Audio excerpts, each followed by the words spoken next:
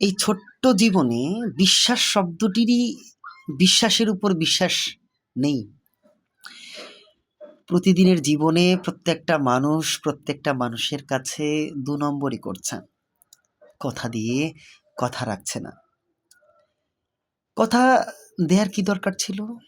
কি দরকার ছিল মিথ্যে আশ্বাস দেয়ার? কি দরকার ছিল তাকে স্বপ্ন দেখানোর? আমরা কিন্তু এমন করছি। শুধু আ নির্দিষ্ট কাউকে বলব না। অনেকাংশে বন্ধুকে কথা দিচ্ছে, দিয়ে বরখেলাপ করছে। সন্তান বাবাকে কথা দিয়ে বরখেলাপ করছে। ফ্যামিলির অন্য কাউকে ধোঁকা দিচ্ছে। আর এ যুগের ছেলেমেয়েদের কথা বাদই দিলাম। তারা তো প্রতিনিয়ত বিশ্বাস ভাঙার উপরেই আছে। এটাকে তারা এনজয় করে। আসলে কাউকে মিথ্যে আশ্বাস দেয়ার চেয়ে আশ্বাস না দেয়া ভালো। আপনি আশ্বাস না দিলে তো সে এই স্বপ্ন দেখতো না।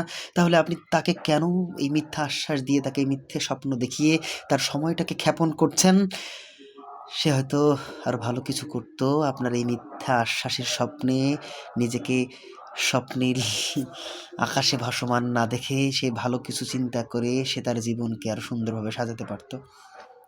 আপনি মিথ্যা আশ্বাস দেখাচ্ছেন জেনেও আপনি মিথ্যা আশ্বাস দেখাচ্ছেন, এজন্য তার ক্ষতি হচ্ছে। আপনার এই মিথ্যা আশ্বাসের ফল হয়তো সে খারাপ কিছুই পাবে। আর আপনি কাউকে মিথ্যা আশ্বাস দেখানোর কারণে, মিথ্যা স্বপ্ন দেখার কারণে তার যে ক্ষতি হবে, এই ক্ষতির সম্মুখীন আপনি যদি কখনো হন, নিশ্চয়ই আপনি তখন বুঝবেন।